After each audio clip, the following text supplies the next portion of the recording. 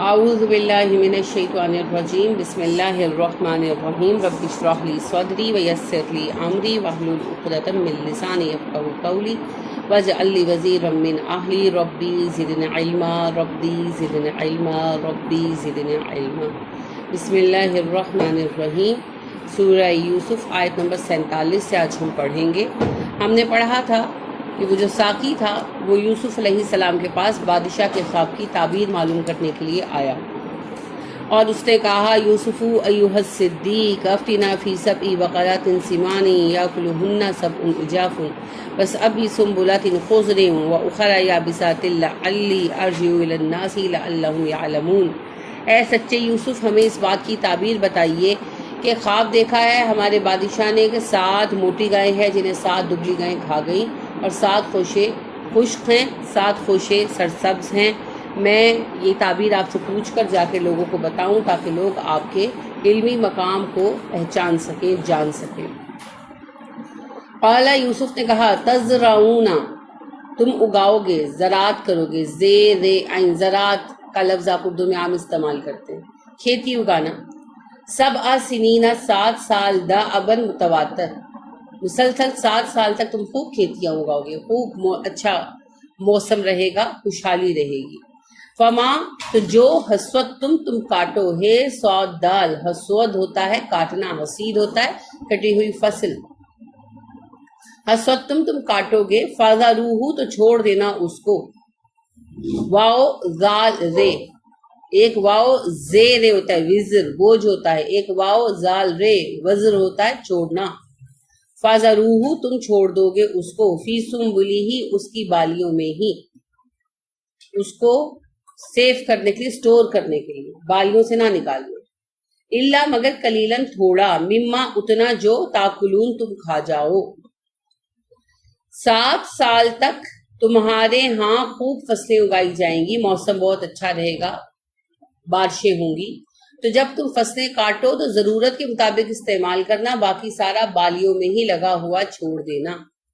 ثم، پھر یاتی آئیں گے، من بعد ذالکا، اس کے بعد، سب ان 7 شداد، سخت، شدید کا مبالغہ ہے، شداد سخت، یا کلنا، کھا جائیں گے، ماں جو قدم تم جمع کرو گے، لہنہ، ان کے لیے، قدم تم سامنے رکھو گے، لہنہ، ان کے لیے، الا، مگر قلیلاً تھوڑا بہت، مما، جو تحسنون، تم بچا لو گے، ہے سواد نون حسن ہوتا ہے قلعہ، تو جو تم چھپا لو گے، بچا لو گے۔ اس کے بعد 7 سخت سال آئیں گے، یعنی قحط سالی آئے گی، بارشیں نہیں ہوں گی، ان میں تم جتنا کچھ جمع کر رکھا ہوگا ان سالوں کے لیے وہ کھا جاؤ گے، سوائے اس کے جو تم محفوظ کر لو، بچا لو۔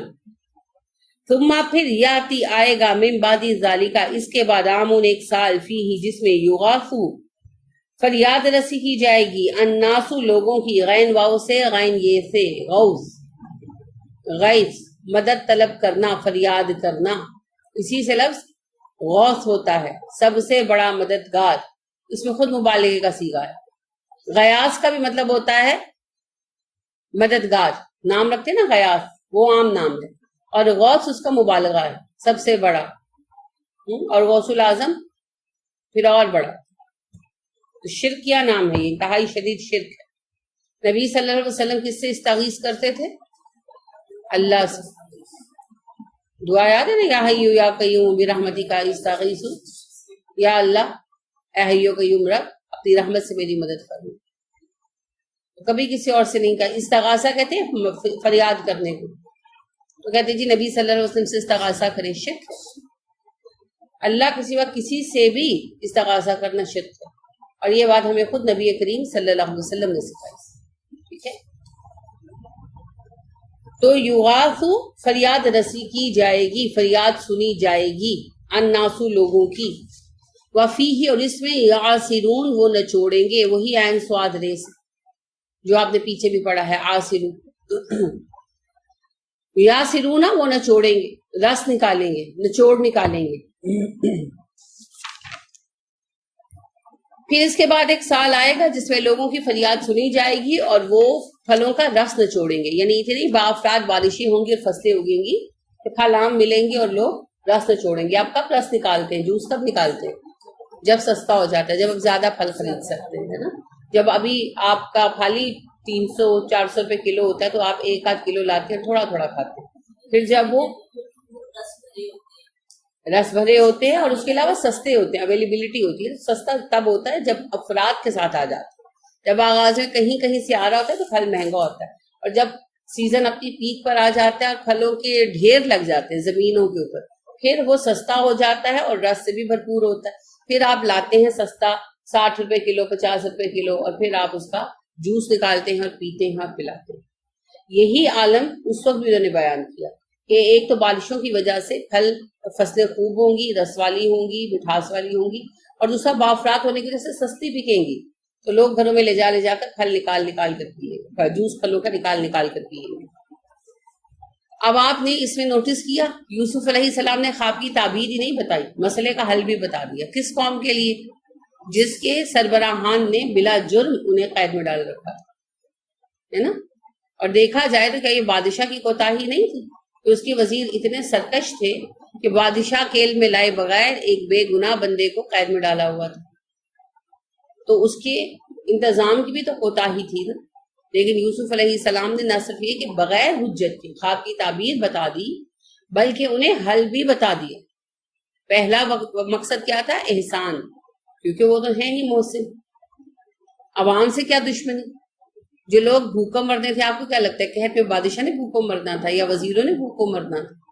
اگر ابھی بجلی کا مسئلہ ہے تو کیا ہمارے وزراء جھیل رہے ہیں اسے، یا ہماری جو ہے کیبنٹ جھیل رہی ہے؟ ہم جھیل رہے ہیں. بس ہم پر گزرتی مہنگائی سے متاثر ہم ہو رہے ہیں، قوت خرید ہماری ختم ہو رہی ہے.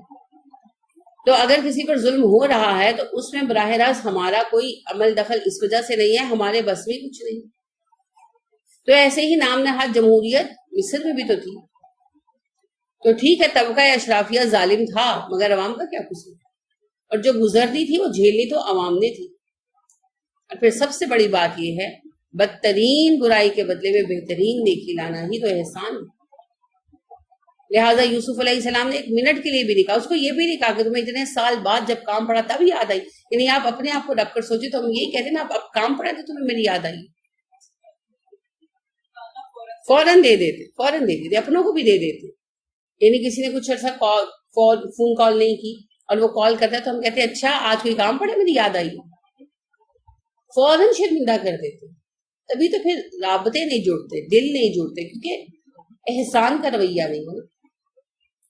ہم فوری طور پر حساب برابر کر دیتے.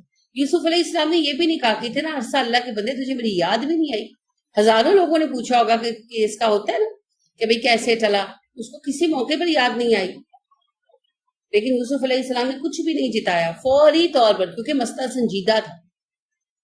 تو ایک لمحہ ضائع کیے بغیر اس کا حل بھی بتا دیا کہ اس طرح سے کرو کہ فصلیں اپنی محفوظ کرو تاکہ تم قحط سالی کے عرصے میں مسائل کو ہینڈل کر سکو. یہ ہوتا ہے احسان. اور اس میں ایک اور بڑی اہم چیز ہے، یعنی اتنے پہلو ہیں اس ایک واقعے کے اور یوسف علیہ السلام کی شخصیت کے. اتنی ہما گیر شخصیت ہے، ہما جہد شخصیت ہے کہ آپ جب غور کرتے ہیں ایک نیا پہلو سامنے آتا ہے.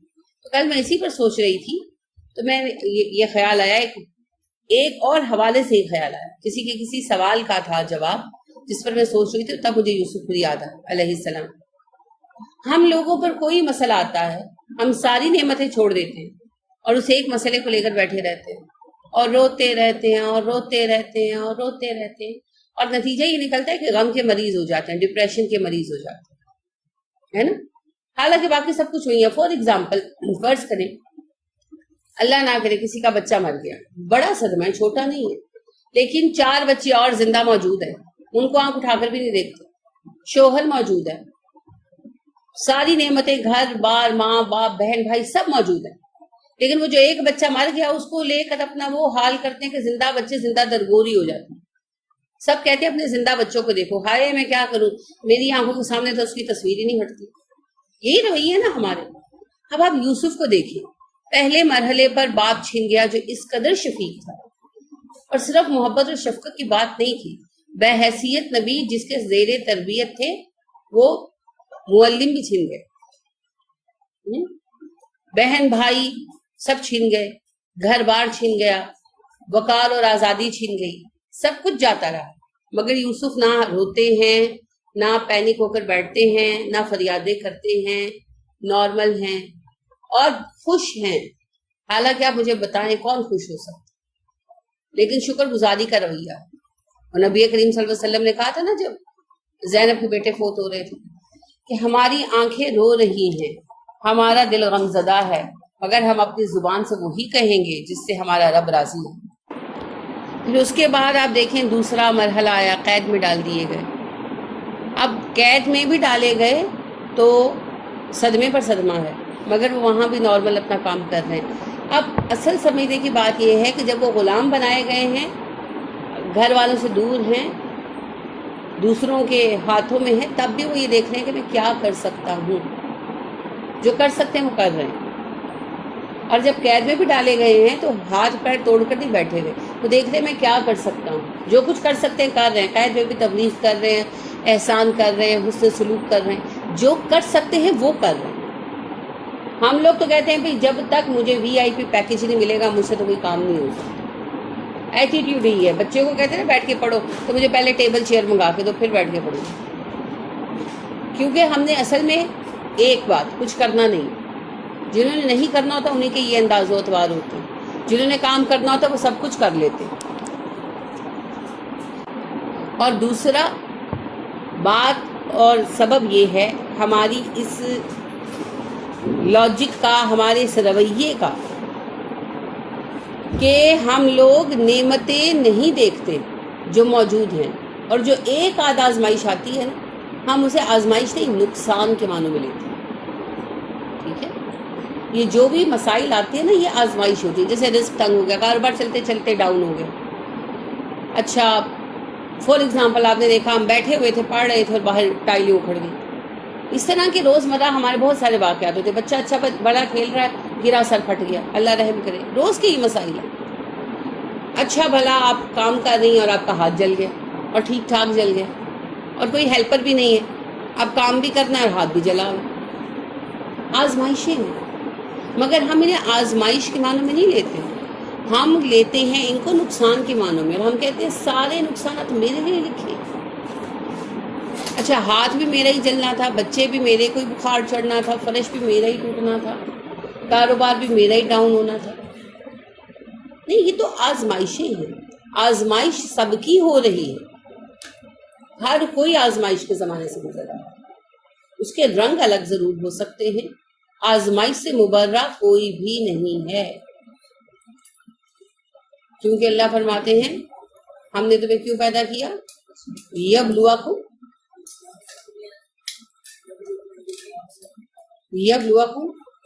وما احسن عملا، تاکہ آزما کر دیکھیں کون ہے جو اچھے کام کر کے آتا ہے۔ تو یہ آزمائش تو ہوگی، جو آزمائش میں ثابت قدم رہے گا اسی کو ترقی ملے گی، اس کا درجہ بڑھا دیا جائے گا۔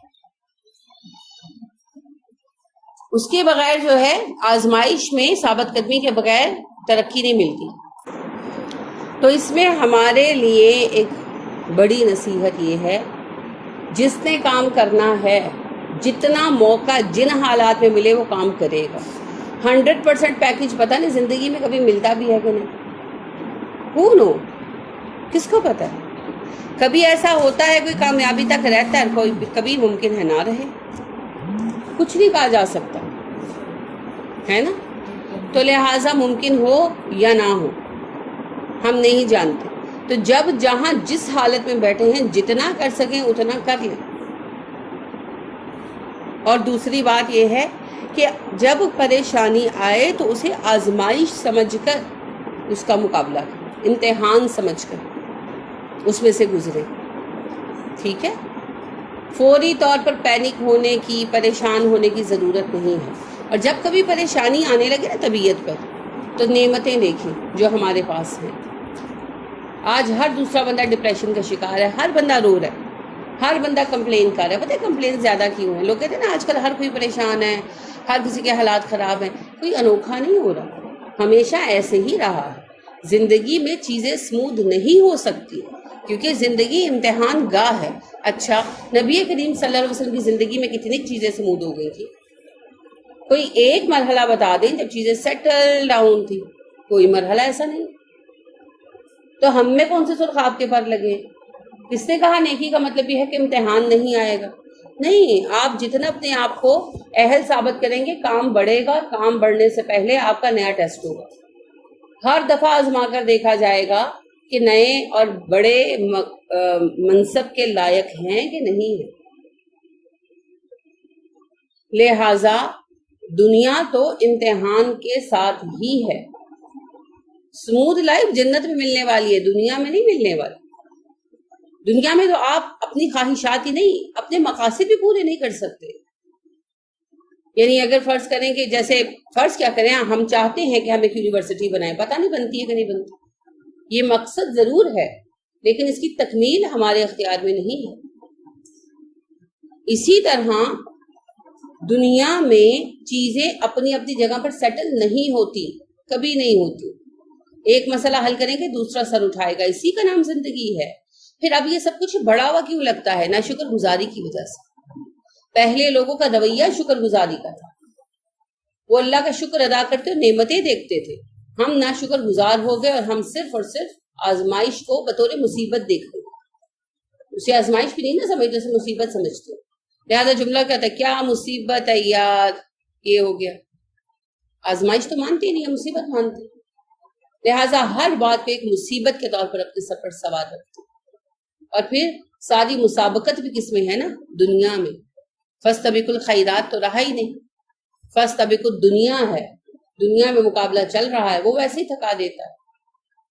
نبی کریم صلی اللہ علیہ وسلم کہتے ہیں تمہارا رب کہتا ہے، یعنی حدیث قدسی ہے، کہ اے میرے بندے اگر تو مجھے یاد رکھے گا تو میں تیری مشقت اٹھا لوں گا، اور تو میرے کاموں میں لگ جائے گا تو میں تیرے ہاتھ آزاد کر دوں گا، یعنی تمہیں فری کر دوں گا، اور تمہیں وہاں سے رزق دوں گا جہاں سے تمہیں گمان بھی نہیں ہوگا.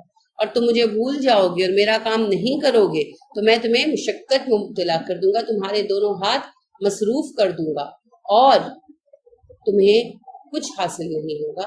میں تم پر محتاجی مسلط کر دوں گا. ہمارے سب مردوں کا یہی حال، دونوں ہاتھ، دونوں پیر، سر، سب کچھ بزی ہے نا. کھاتے وقت بھی فارغ نہیں ہے، اور رزق پھر گنا چنا ہے نا.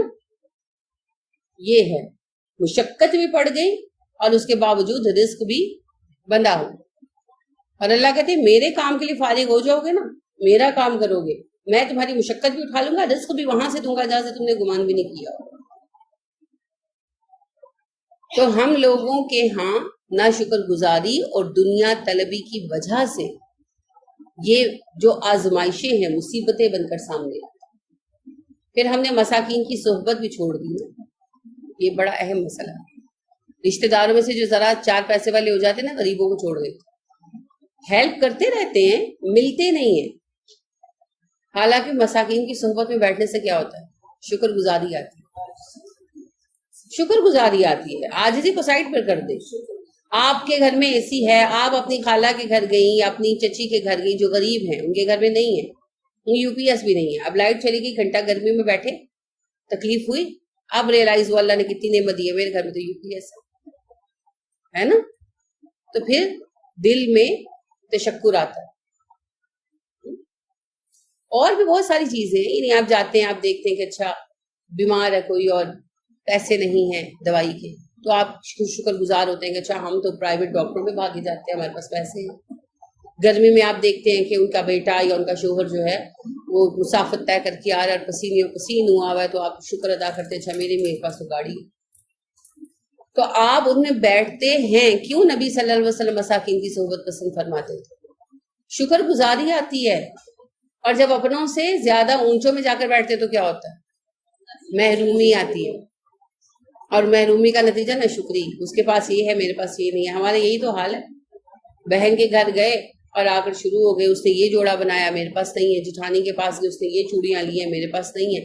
نند کے پاس گئے، اس نے یہ جو ہے فریج لیا ہے یا فریزر لیا اور میرے پاس نہیں ہے، اور لگے ہوئے ہیں، غمگین ہو رہے ہیں اور تڑپ رہے ہیں اور ڈھونڈ رہے ہیں راستے اور کمیٹیاں ڈال رہے ہیں. اچھا وہاں سے غم لے کر آتے ہیں، پھر بھی انہی کی صحبت میں جاتے ہیں، اور جہاں سے شکر لے کر آتے ہیں ان کی صحبت پسند نہیں کرتے.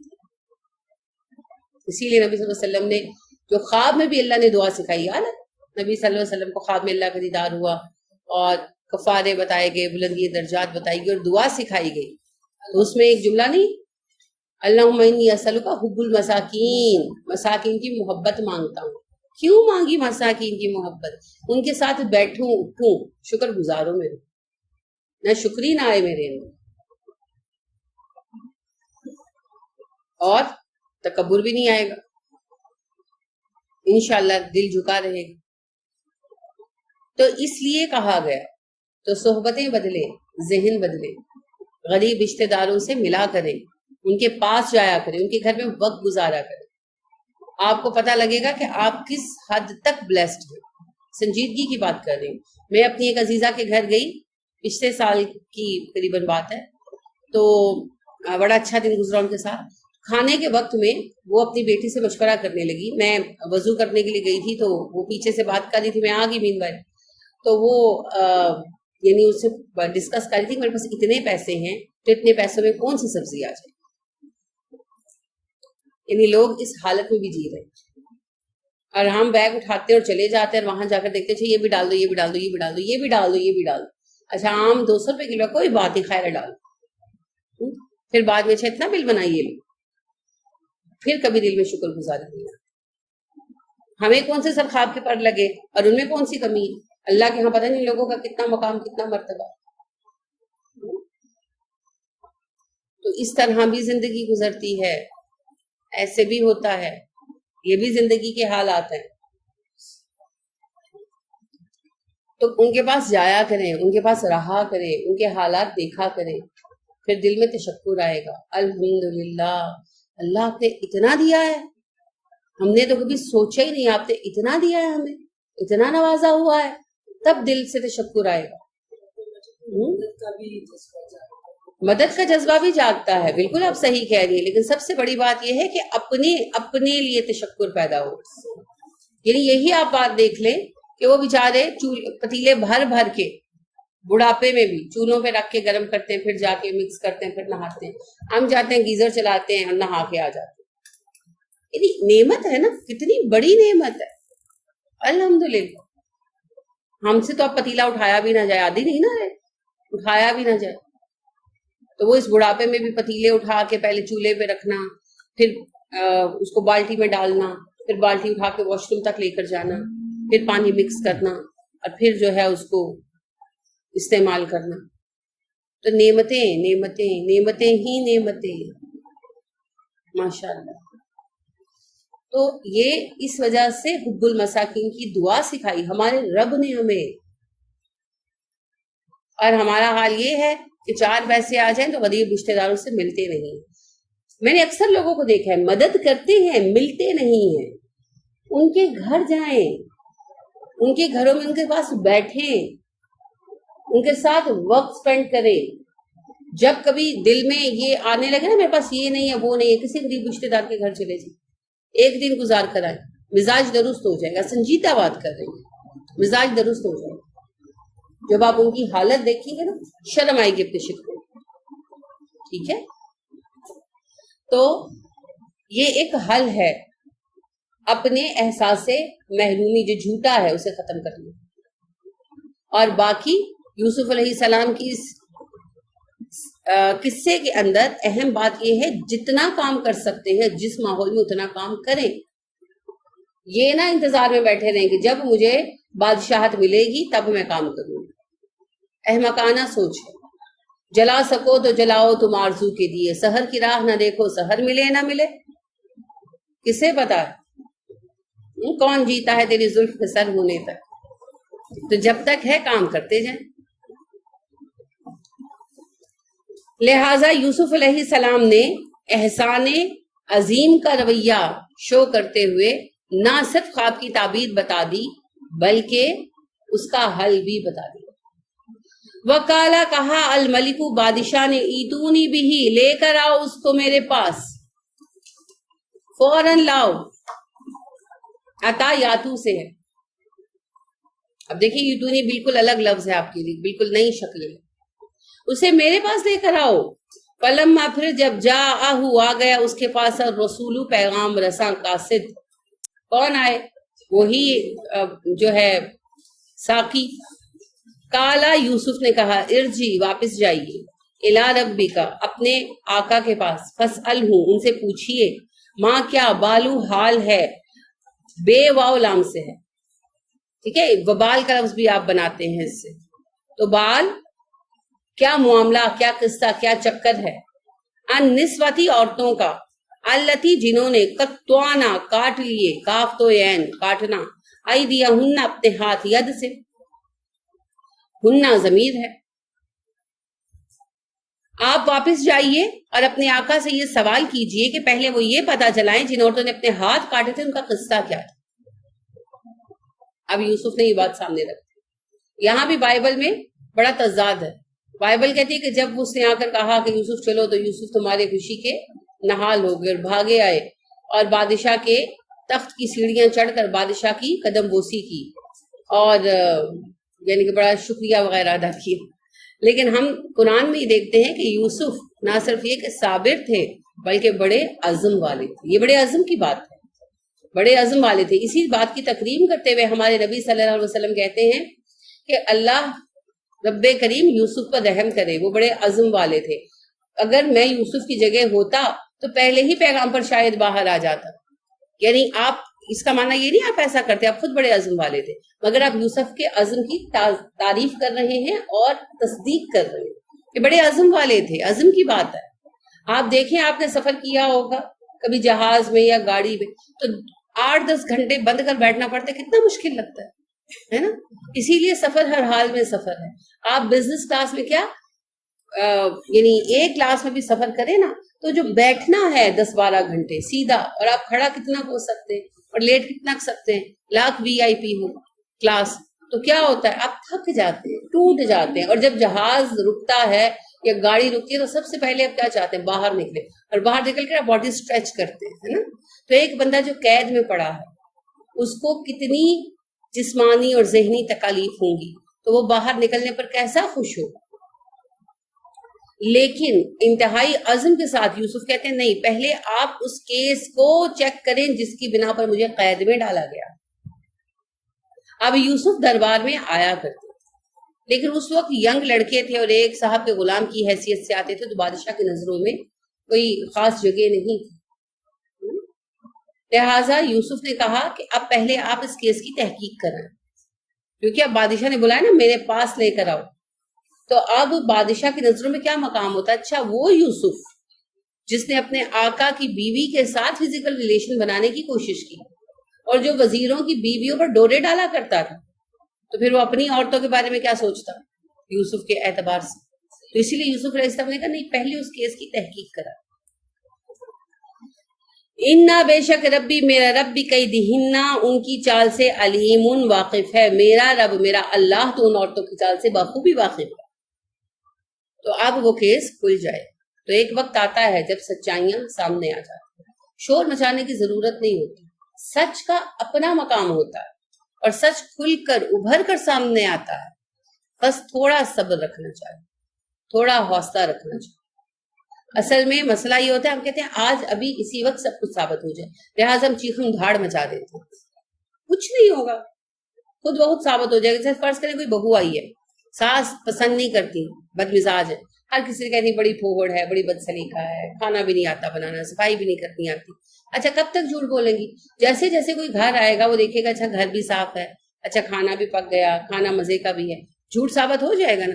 1 دفعہ 2 دفعہ 4 دفعہ لوگ جان جائیں گے ساس جھوٹ بول گئی، خود بخود سچ ثابت ہو جائے گا. کوئی ضرورت نہیں لڑنے جھگڑنے کی. چیزوں کو اپنے وقت پر ثابت ہونے کا موقع تو دیں. یا کوئی آپ کے بارے میں کہتا ہے کہ بھی آپ وہابی ہیں، آپ گستاخ رسول ہیں، معاذ اللہ، چپ کر جائیں، صبر کریں. کبھی تو اگلا آپ سے آ کر پوچھے گا نا. جب وہ آپ کے پاس آ کر بیٹھے گا، آپ کی بات سنے گا، خود ہی جان جائے گا آپ کتنا گستاخ رسول ہیں، معاذ اللہ. خود بخود پتہ چل جائے گا. 1 منٹ لگتا ہے جانچنے. لہذا اپنا کام کرتے جائیں اور سچ کو ثابت ہونے کا موقع دیں. سچ خود بخود جھوٹ سے الگ ہو جاتا ہے. ٹھیک ہے. کالا بادشاہ نے کہا ماں کیا خطبکننا معاملہ ہے تمہارا خیتوئے بے. خطاب بھی اسی سے ہے، خطبہ بھی اسی سے ہے. کیوں کہتے ہیں خطاب یا خطبہ؟ کسی معاملے پر بات کی جاتی ہے. ٹھیک ہے، تو اسی سے ہے معاملہ. کننا تم عورتوں کا، اذ جب راوتنا پھسلانا چاہا تم نے، مائل کرنا چاہا تم عورتوں نے، یوسف کو عن نفسہ اپنی جانب. بتاؤ تمہیں کیا معاملہ پیش آیا ہے خواتین جب تم نے یوسف کو اپنی طرف مائل کرنا چاہا. یعنی اب بادشاہ نے کیس ری اوپن کیا اور ساری خواتین جو متعلقات تھیں انہیں دربار میں حاضر ہونے کا حکم ملا اور دربار میں کیس کی سنوائی ہوئی. اب ابتدائی گواہیوں سے یہ بات ثابت ہو گئی کہ خواتین یوسف کو اپنی طرف مائل کرنا چاہتی تھی. کس نے گواہی دی ہوگی؟ غلاموں نے، کنیزوں نے، جو نامہ و پیام لے کر آتے تھے. تو ان کے ذریعے ابتدائی بات تو ثابت ہو گئی کہ یہ کوئی دودھ کی دھلی خواتین نہیں ہے کہ پردے میں بیٹھی رہتی تھی اور جا جا کے معاذ اللہ یوسف ان کو کچھ چھیڑتے تھے. یہ خود یوسف کی طرف نامہ و پیغام بھیجتی تھی اور انہیں اپنی طرف راغب کرنے کی کوششیں کرتی تھیں، ہر ممکن جو کر سکتی تھی. اب وہاں پر اگلا سوال یہ جنریٹ ہوا، کھڑا ہوا کہ اچھا یوسف کو تم ورگلانے کی جب کوشش کر رہی تھی تو یوسف کا رویہ کیا تھا؟ یوسف مائل ہوئے، انہوں نے تم لوگوں کو پازیٹیو آنسر دیا، تمہارے ناموں و پیام کا کبھی جواب دیا؟ کیا رویہ تھا یوسف کا؟ کلنا سب نے کہا. اب یہ وہ ساری خواتین ہیں جو دعوت پر بلائی گئی تھی. یعنی کہ اب دیکھیے کہ پورا کا پورا آوے کا آوا ہی بگڑا ہوا تھا. سب وزراء کی بیگمیں، طبقہ اشرافیہ کی عورتیں، سب کی سب آوارہ تھی. کلنا کہنے لگی حاشا للہ، اللہ کے لیے پاکی ہے. نہیں جی، ماشاء اللہ اور لفظ ہے، حاشا اور لفظ ہے، اس کی روٹ ہے واو شین ہے، واو شین. پاکی کے معنوں میں آتا ہے. اصل میں یہ عربی کا لفظ نہیں ہے، عربی اوریجن سے نہیں ہے یہ لفظ. جی جی، اسی لیے آپ کو لگ رہا ہے. آپ سورہ یوسف پڑھتے ہیں تو ہر دفعہ پڑھتے ہیں، 2 دفعہ آتا ہے. ایک جب یوسف کو دیکھا تب کہا حاشا للہ وما ھذا بشر ان الا ملک کریم، اور دوبارہ اب آپ یہاں پڑھیں قلنا حاشا للہ. حاشا للہ اسی طرح سے ہے جیسے ہم کہتے ہیں سبحان اللہ، وہی معنی. ٹھیک ہے، تو یہ جو لفظ ہے یہ عبرانی کا ہے،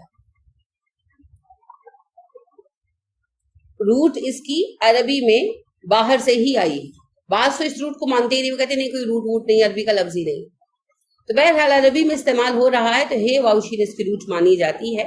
تو وہی معنی دیتا ہے جو سبحان کا ہے، بلند ہونا، پاک ہونا، عیب سے جو ہے وہ مبرہ ہونا وغیرہ. بالکل سبحان کا معنی. ٹھیک، چونکہ سبحان خالص عربی کا لفظ ہے تو ہمارے ہاں عام ہے، اور حاشا للہ غیر عربی لفظ ہے جو عربی میں آ گیا. جیسے آپ دیکھیں سویٹس کا لفظ آ گیا نا، تو ساری مٹھائی کی دکانوں پہ لکھا ہوتا ہے سویٹس اینڈ بیکرز، حالانکہ دونوں انگلش کے لفظ ہے نا. یہ ایک زبان کے اندر لفظ کا آ جانا ہے. اسی طرح یہ ہیبرو لفظ ہے جو عربی میں آ گیا، اس سے اپنی جگہ بنا لی، تو عربی میں استعمال نہیں ہو سکا، رائج نہیں ہوا، کیونکہ عرب اپنی زبان کے بارے میں ایک اچھا تعصب رکھتے ہیں، غیر عربی الفاظ کو پسند نہیں کرتے. تو سبحان اللہ عام ہوا اور حاشا للہ نہیں ہوا، معنوں میں دونوں یکساں ہیں. ٹھیک ہے،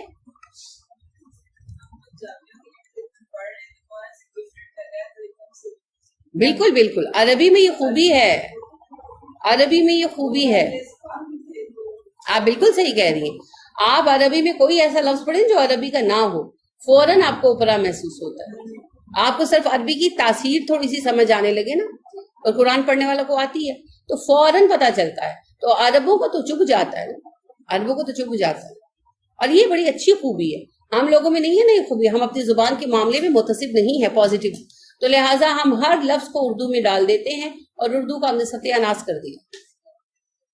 لہٰذا اردو اور انگلش مل کر ایک منگلش سی بن گئی ہے، اور جہلا کی زبان ہے جو ہمارے بچے بولتے ہیں، وہ چیئر تو اٹھا لاؤ، کیا بے وقوفانہ بات. تو اسی طرح وہ ڈور کلوز کر دو،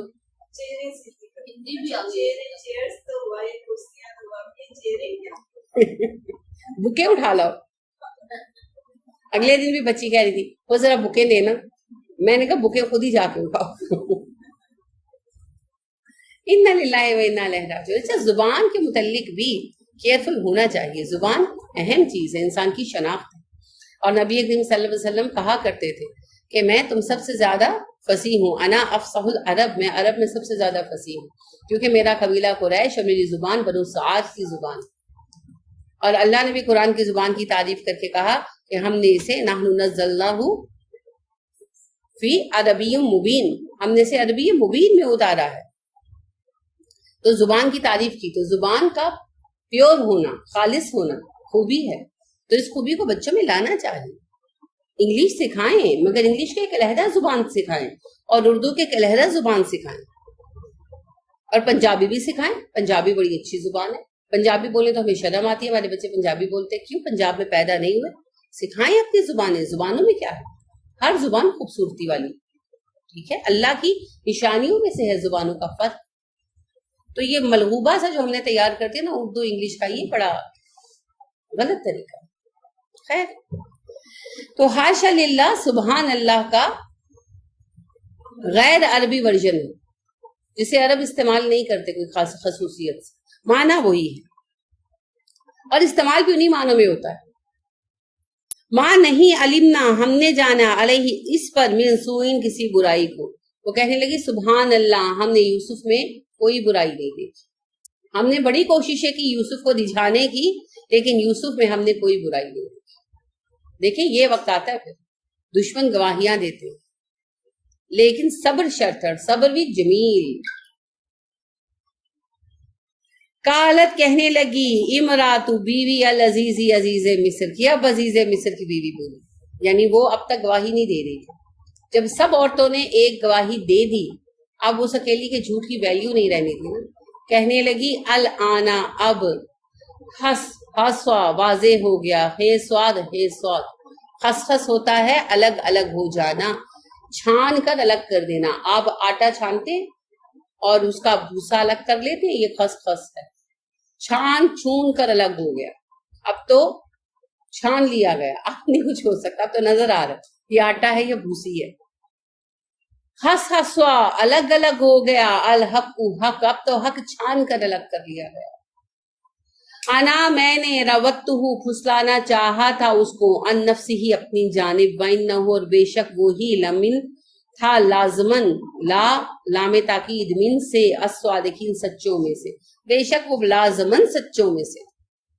اب اسے ماننا پڑا، کہنے لگی ہاں میں نے اسے پھسلایا اپنی طرف، اور وہ سچ کہہ رہا تھا، وہ بھاگا تھا میں پکڑ رہی تھی، وہ سچ کہہ رہا تھا۔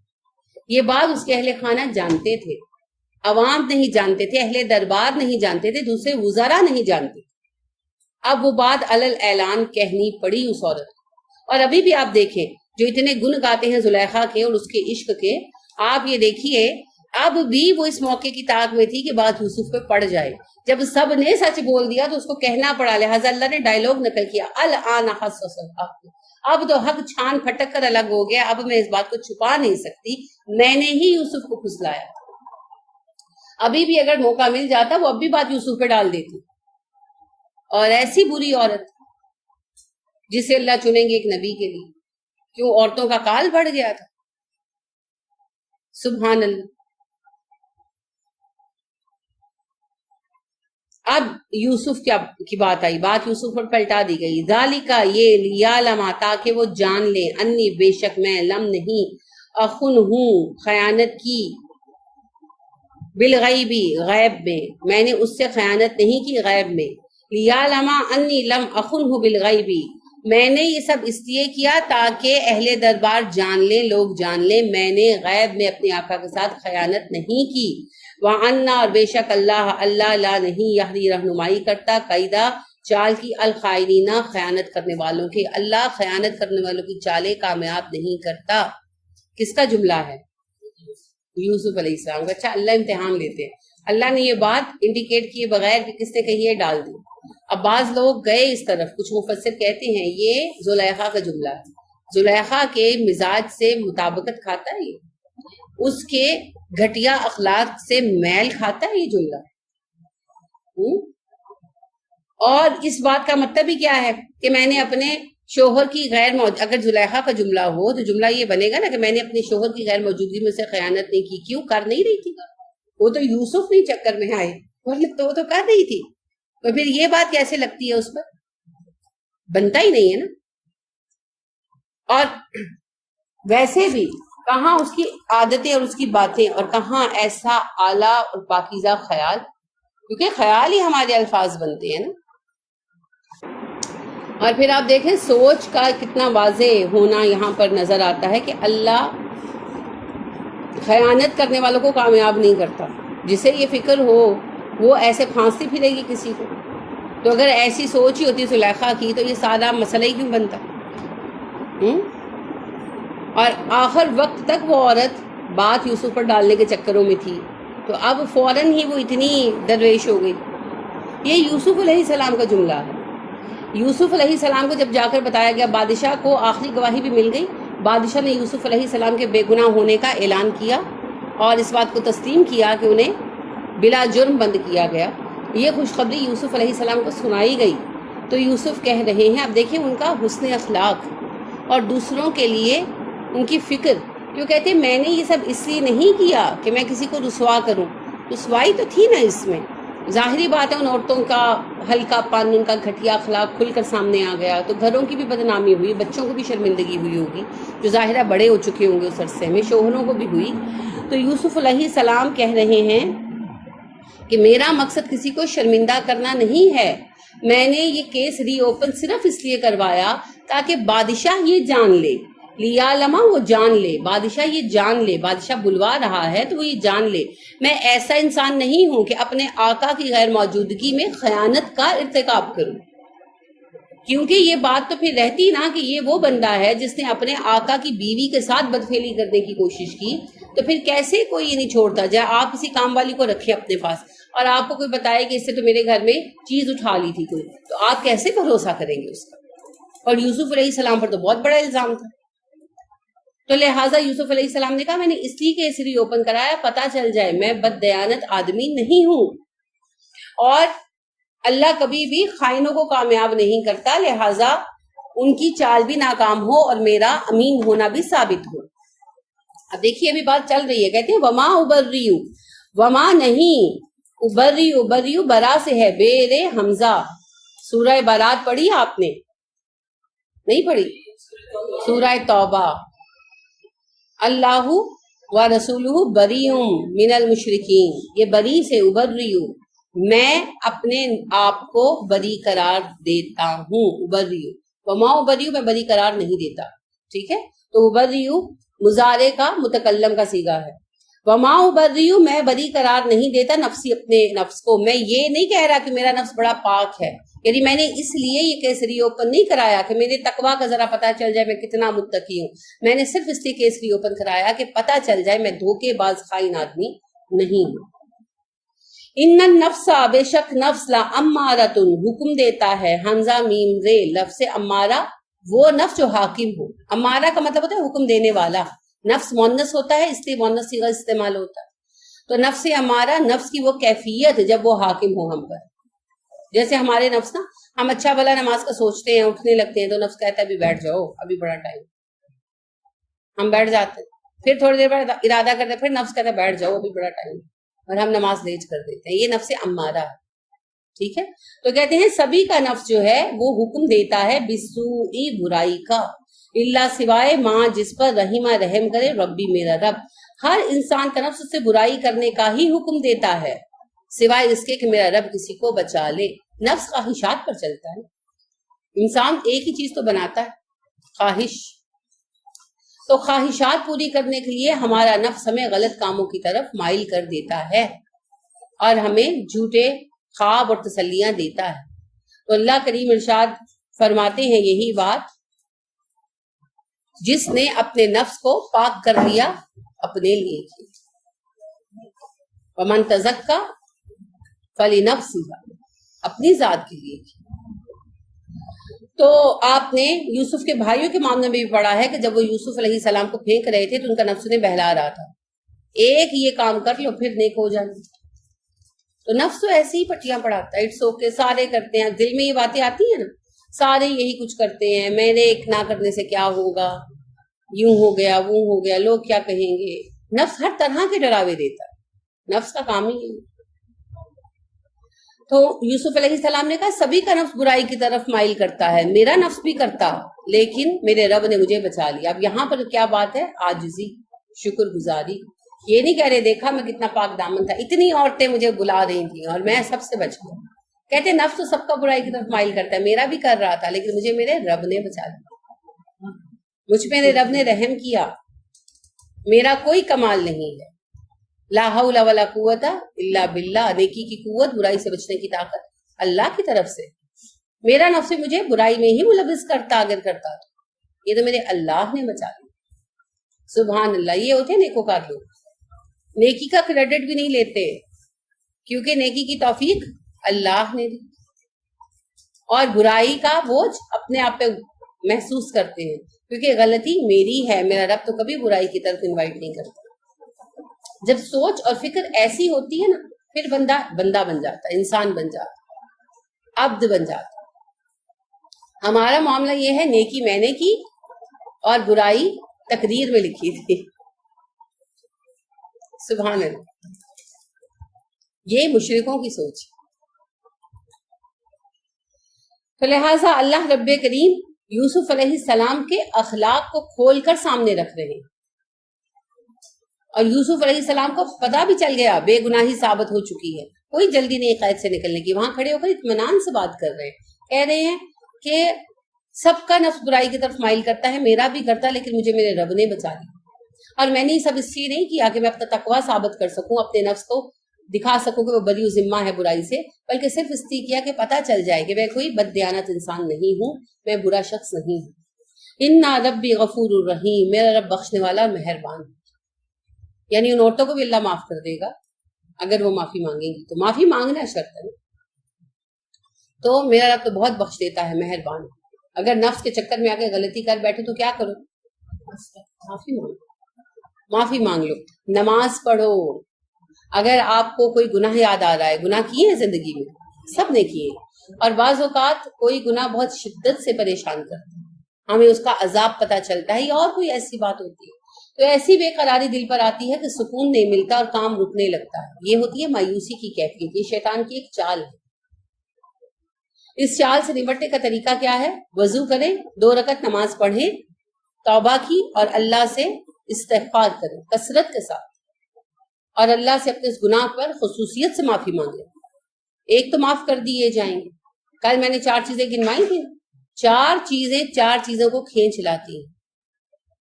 شکر کرنے والے کو مزید ملتا ہے، توبہ کرنے والے کی مغفرت ضرور ہوتی ہے، استخارہ کرنے والے کو خیر ضرور ملتی ہے، مشورہ کرنے والے کو اچھی رائے ضرور ملتی ہے. تو لہٰذا توبہ مغفرت کو کھینچ لاتی ہے.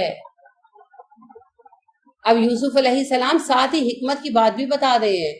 کہتے ہیں بے شک نفس برائی پر آمادہ کرتا ہے، جب برائی ہو جائے تو معافی مانگ لو، میرا رب بخشنے والا مہربان ہے. ٹھیک ہے. اور اللہ نے سورہ مومنون میں یہی کہا نا، جب ان سے کوئی غلط کام ہو جاتا ہے فوری استغفار کرتے ہیں. یہ نہیں کہا غلط کام کرتے ہی نہیں، بندے ہیں غلطیاں تو کریں گے. اور دوسری بات کیا ہے اہم؟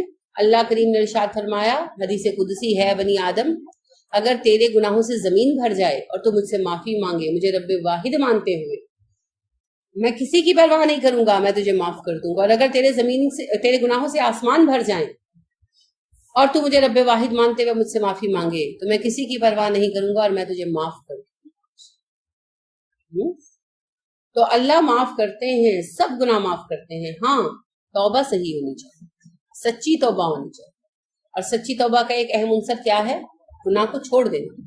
یہ نہیں کہ گناہ کیے جا رہے ہیں، روز رشوتیں لیے جا رہے ہیں، روز بیٹھ کر توبہ کی تسبیح پڑھے جا رہے ہیں، وہ تو پھر مذاق ہے نا اللہ کے ساتھ. اور اللہ سب سے زیادہ غضبناک کب ہوتے؟ جب اللہ کی آیتوں کا مذاق بنایا جاتا ہے. ٹھیک ہے، وہ تو پھر اللہ بہت غضبناک ہوتا ہے. ہاں گناہ کیا بہت گناہ کیا، جب توبہ کی تو چھوڑ دیا. جیسے کل ہی میں نے آپ سے ایک فاحشہ خاتون کا ذکر کیا جو ایک زاہدہ خاتون بنی. مالک بن دینار کے ہاتھ پر ایک خاتون نے توبہ کی. وہ اپنے شہر سے دوسرے شہر گئے ہوئے تھے اور وہاں انہوں نے ایک درس دیا. تو درس باز تھا، دل کو نرم کرنے والا، توبہ کے موضوع پر تھا.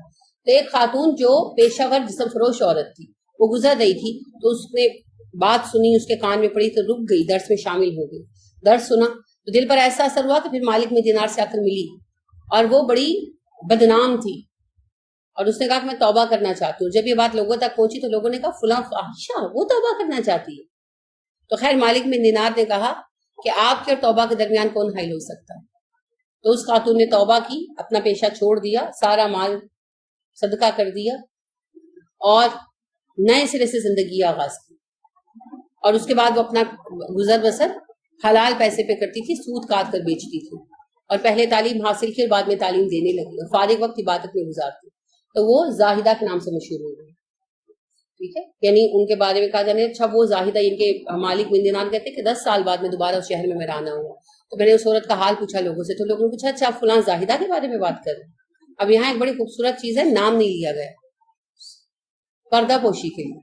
تو انہوں نے بس فلاں کا صیغہ استعمال کیا کہ لوگ کہنے لگے اچھا آپ فلاں زاہدہ کی بات کر رہے ہیں. تو وہ ایسی بدل گئی. اسی طرح حدیث میں آتا ہے نا وہ بندہ جس نے 99 قتل کیے تھے اور توبہ کے لیے نکلا تھا، پھر ایک اور بندہ مار دیا سو پھوٹے ہو، جس نے کہا تھا تیری توبہ قبول نہیں ہو سکتی، پھر اس کے بعد توبہ کی. تو توبہ کے لیے اللہ رب کریم کے دروازے ہر وقت کھلے، اور توبہ کرنے والا کیسا ہے؟ جیسے اس نے گناہ کیا ہی نہیں. تو یہی بات یوسف علیہ السلام اس وقت بھی دیکھیں تبلیغ جاری ہے، حکمت تبلیغ دیکھیں نا. کہتے ہیں نفس تو برائی کا حکم دیتا ہے، برائی کر بیٹھو تو مایوس مت ہو، میرا رب بخشنے والا مہربان ہے، توبہ کر لو. یہ ہے تبلیغ، یہ ہے اپنے کام کے ساتھ خالص ہونا. ہم تو کہتے ہیں جب تک ممبر نہیں لگا ہوگا، موضوع ہاتھ میں نہیں ہوگا، ہم تبلیغ کیسے کریں گے؟ تبلیغ ایسے ہوتی. وقال الملک، بادشاہ نے کہا اتونی لے آؤ بھی، اس کو استخلص، خالص کر لوں میں اس کو، لنفسی، اپنی ذات کے لیے. بادشاہ نے کیس کے فیصلے کے بعد کہا یوسف کو میرے پاس لے کر آؤ، میں اسے اپنی ذات کے لیے خالص کر لوں. استخلص خیل عام سواد سے ہے، خالصہ مخلص، اسی سے استخلص خالص کرنا، میں اسے خالص کر لوں، میں اسے چن لوں، منتخب کر لوں، اپنا ساتھی بنا لوں، یعنی مصاحب بنا لوں. فلما، پھر جب کلمہ، کلام کیا اس نے، کالا کہا، انکا، بے شک تو، الیوم، آج کے دن، لدینا، ہمارے پاس، مکین، مرتبے والا ہے، امین، امانت دار ہے. مکنہ سے ہے، میم کاف نون، مکن سے. تو مکین کہتے ہیں کس کو؟ جو مالک ہوتا ہے، کہیں کا رہائشی ہوتا ہے تو وہاں اس کا مقام ہوتا ہے نا. یعنی پاکستان کا جو مکین ہے، پاکستان میں اس کا ایک مقام ہے کہ نہیں ہے، لہٰذا اس مقام کا خیال رکھا جاتا ہے. اور جو اجنبی ہے اس کا احوال اس کے اعمال کے مطابق ہوگا، تو اسی سے پھر مکین کا معنی عزت دار نکلتا ہے. اور امین تو آپ جانتے ہیں، امانت دار. بادشاہ نے جب ان سے بات کی، جب یوسف علیہ السلام دربار میں آئے، بادشاہ ان سے ملا تو انہوں نے سلام دعا کی. بادشاہ نے ان کو کہا کہ یوسف آج پچھلی باتیں جانے دیجیے کہ اس کا فیصلہ ہو چکا ہے، ہم جانتے ہیں آپ بے گناہ تھے، آج آپ ہمارے مابین باوقار ہیں اور امانت دار ہیں، ہم آپ پر بھروسہ کر رہے ہیں. کالا، یوسف نے کہا، اجعلنی، مجھے بنا دیجیے. یعنی آپ یوسف کی ہمت دیکھیں، مجھے حیرت ہوتی ہے. ہم جیسا بندہ تو کسی کے گھر جا کر کھانا نہیں مانگ سکتا، چائے نہیں مانگ سکتا، اعتبار نہیں نا اپنے اوپر. ہمیں لگتا ہے اگلا کہے گا کرو روٹی کھائے بغیر ہی آ گیا. یعنی ذہنیت پتہ ہے کیوں؟ ہمیں اپنی ذات پر بھروسہ نہیں. یوسف کا اپنے آپ پر اعتماد چیک کرے، ان کا کانفیڈنس چیک کرے. ان کو اپنے سامنے مسئلہ نظر آ رہا ہے، فوراً اپنے آپ کو پیش کر رہے ہیں. اس میں سب سے پہلی بات اعتماد ذات. جب تک آپ کو یقین نہیں ہے آپ کامیاب نہیں ہو سکتے. کامیابی کے 2 اصول کہیں لکھ لیں، ارتکاز اور یقین. ارتکاز اور یقین، فوکس اینڈ بیلیف. اپنے آپ پر یقین ہو اور آپ اس کام پر ارتکاز کریں، فوکس کریں. دنیا کا کوئی کام نہیں ہے جو آپ کر نہیں سکتے، کوئی کام نہیں. اور یہی 2 چیزیں نماز آپ کو سکھاتی ہے. یقین، میں اللہ سے براہ راست بات کر رہا ہوں، یقین، اس سے بڑا کوئی مرتبہ نہیں. اور فوکس کرنا، ارتکاز کرنا، یہی دو چیزیں تو نماز سکھاتی ہے.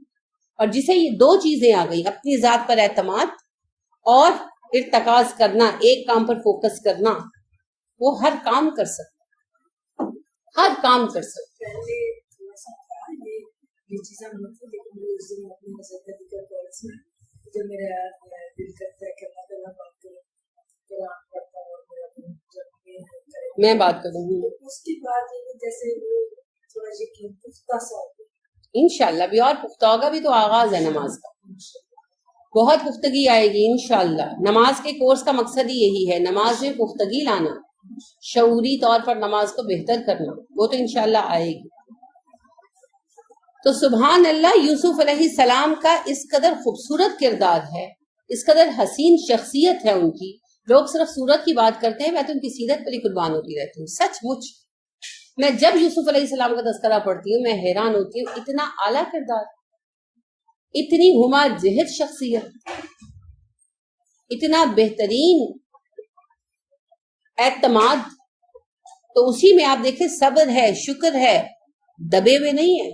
اگر دبے ہوئے ہوتے، اگر ہم میں سے کوئی قید میں ڈال دیا جائے، نکلنے کے بعد اسے پہلے تو ریہیبلیٹیشن سینٹر بھیجنا پڑے گا تاکہ وہ ریہیبلیٹیٹ کر سکے، نارمل زندگی گزار سکے. مگر یوسف قید خانے سے نکل کر ابھی آئے ہیں اور اپنی ذات پر ان کا اعتماد چیک کریں، اللہ کی دی ہوئی صلاحیتوں پر یقین چیک کریں، بلا جھجک کہہ رہے ہیں. جی بالکل، بادشاہ مصر سے کہہ رہے ہیں جلنی علی خزائن الارض، مجھے وزیر خزانہ بنا دو. اور چھوٹی موٹی ڈیمانڈ نہیں کر رہے، مجھے وزیر خزانہ بنا دیجئے، فائنانس منسٹر بنا دیجئے. انی حفیظ علیم، میں بڑا محافظت کرنے والا ہوں اور عالم بھی ہوں. وزیر خزانہ نے پالا تھا، فائنانس کی تعلیم دلوائی تھی، تو کہنے لگے میں علم والا ہوں اور میں بڑی محافظت کرنے والا بھی ہوں، آپ مجھے وزیر خزانہ بنا دے. آپ کو چیلنج درپیش ہے، آپ نے ان 7 سالوں میں اگلے 7 سالوں کی تیاری کرنی ہے. آئی کین ڈو دس، میں اس کے لیے لیجیبل ہوں. آپ اعتماد چیک کریں. ایسے ہوتے ہیں اللہ کے بندے، قید کے ایک دن نے ان پر اثر نہیں ڈالا. ہمیں قید کرنا تو دور کی بات ہے، گھر میں جب بچیاں بیاہ کراتی ہیں، فرض کریں سسرال سخت مل گیا، ویلیو نہیں کرتی، زیادہ لفٹ نہیں کراتی، تو اس بچیوں کی شخصیت ٹوٹ پھوٹ جاتی ہے، چور چور ہو جاتی ہے، اب نارمل نظر آنے لگتی ہے، مائیں 8 آنسر ہوتی ہیں، ہماری بچیوں کا کیا حال کر دیا. آپ نے بچیوں کو اتنا نکما پالا ہی کیوں تھا؟ آپ کو کیا لگتا تھا ساری عمر انہوں نے پھولوں کے ہنڈولے میں جھولتے رہنا؟ کوئی ان کی فیری لائف چلنی ہے، زندگی کے حقائق کا سامنا نہیں ہونا؟ اچھا اچھی خاصی سمجھدار پڑھی لکھی عورت ہے، شوہر مر گئے، اللہ نہ کرے مر گئے، اب کیا ہے جی، رو رہی ہیں جی، دورے پڑ رہے ہیں جی، غشی آ رہی ہے جی، میرے بچوں کا کیا ہوگا؟ اچھا میاں تو مر گئے، اللہ کا حکم، تم ویسے مر جاؤ دورے کھا کھا، بچوں کا کیا ہوگا تب سوچو. یعنی کیا مطلب ہے؟ دنیا میں پہلا حادثہ ہے، عورتیں پالتی نہیں اپنے بچے. اصل سہارا تو اللہ کریم کی ذات ہے، باقی سب تو عارضی چیزیں ہیں. مصیبت آ جائے گی تو ہم دورے ڈالنا شروع کر دیں گے، غش کھانے شروع کر دیں گے. نکمے لوگوں کی علامت. اور من حیث القوم ہم نکمے، اور خاص طور پر بچوں کی تربیت میں اتنے نکمے ہیں ہم، اتنے نکمے ہیں ہم کہ ہم بچوں کو اسکول ڈال کر پڑھا نہیں سکتے. میں وہی حال دیکھ رہی ہوں کہ جو بچہ آتا ہے ایک سے ایک نکمہ، اور میں حیران ہوں کہ ان کی ماؤں کو کیا کیا جائے. اصل میں تو ان کی ماؤں کو جوتے مارنے چاہیے، سیریس. بچوں کو محنت کرنا نہیں سکھایا، سیلف اسٹڈی نہیں سکھائی، لکھنا نہیں سکھایا. یعنی میں دیکھ رہی تھی بچے کو، وہ لکھتا تھا 2 لفظ پھر ہاتھ دبانے لگ جاتا تھا، پھر 2 لفظ لکھتا تھا پھر ہاتھ دبانے لگ جاتا تھا. ایسے شہزادے ملک چلائیں گے؟ ایسے بچے کام کریں گے؟ کیا پال رہے ہو بچوں کو؟ پال رہے ہو کہ بس ان کو پوس رہے ہو؟ پالو بھی تو صحیح، خالی پوستے سے کام تھوڑی چلے گا. اپنی شفقتوں کے ذریعے بچوں کو ہلاک مت کرے. ڈونٹ کل them by your kindness. دنیا ماں کی گود نہیں ہے. بہت صحیح بات کہتے ہیں، بہت صحیح بات کہتے ہیں حسن بصری.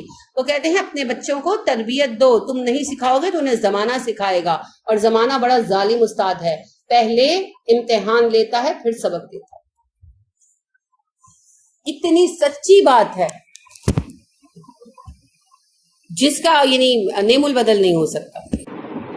آپ دیکھیے یوسف علیہ السلام کی تربیت کتنی مضبوط کی تھی یعقوب علیہ السلام نے، شجر ثابتہ والی، کسی مرحلے پر نہیں ہلے. اور قید کے 8 سے 9 سالوں نے ان کے کانفیڈنس لیول کو نہیں ہلایا. سبحان اللہ, یہ تربیت ہے. کیونکہ تقدیر میں کیا لکھا ہے کیا پتا. اب ان کے وہی 10-12 سال تھے اپنے والد کے ساتھ جو تھے, انہوں نے اس میں وہ سارا اعتماد, وہ ساری بیسکس اپنے بیٹے میں شفٹ کر دی. انہوں نے زمانے کے کتنے دھکے کھائے. ہمارے بچوں کو ایسے کیا حالات پیش آتے ہیں بھائی. لیکن آپ دیکھیں انہوں نے یوسف علیہ السلام نے کیسے دھکے کھائے, کیسی بھی یار و مددگاری دیکھی, مگر کانفیڈنس لیول شیک نہیں ہوا. وہ وہیں پر کھڑے ہیں, شجر ثابتہ. اور ہمارے بچے جاب کے لیے جاتے ہیں اور باس 2 باتیں سنا دیتا ہے تو روتے ہوئے آتے ہیں. ایسے ہی ہے نا. اب سوچیں ہم اپنے بچوں کے ساتھ کتنا ظلم کر رہے ہیں, کیونکہ حالات کیا ہونے کس کو پتا. یعنی یعقوب علیہ السلام اللہ کے نبی تھے, ان کو پتا تھا میرے بیٹے پر یہ آزمائشیں گزرنی, تو کیا پتا زمانہ کہاں لے کر جائے گا, کیا پیش آئے گا. تو بچوں کو مضبوط پالیں. مومن شجر ثابتہ ہوتا ہے. کیا ہوتا ہے شجر ثابتہ؟ وہ درخت جسے آندیاں ہلا نہیں سکتی. لہٰذا علامہ مراغی کہتے ہیں مومن شجر ثابتہ ہوتا ہے. اور یاد رکھو آندیاں پودوں سے نہیں الجھا کرتی, درختوں کے خلاف چلا کرتی. کاداور درختوں کے خلاف چلا کرتے ہیں. آندیوں کے رخ پر چھوٹے پودے تو جھک جاتے ہیں, ان کا مقابلہ صرف تناور درخت کیا کرتے ہیں. آندیاں چلی جاتی ہیں اور تناور درخت قائم رہتا ہے. تو حالات, گردش زمانہ یہ مومن کے خلاف چلا کرتا ہے, اور مومن وہیں کھڑا رہتا ہے, اور گردش زمانہ چکر کاٹ کر واپس چلی جاتا ہے. ہم روٹ کو آگے بڑھنے نہیں دیتے. دیکھیں پودے کا اصول ہے, اگر آپ پودے کو بہت پانی دیتے ہیں تو پودے کی جڑ نہیں بڑھتی. پتہ ہے آپ کو یہ بات؟ پودے کو بس اتنا پانی دیں کہ جب آپ اس کی مٹی میں ہاتھ ڈالیں تو مٹی نم ہو, پھر پانی کی تلاش میں جڑیں آگے بڑھتی ہیں اور گرو کرتی ہیں.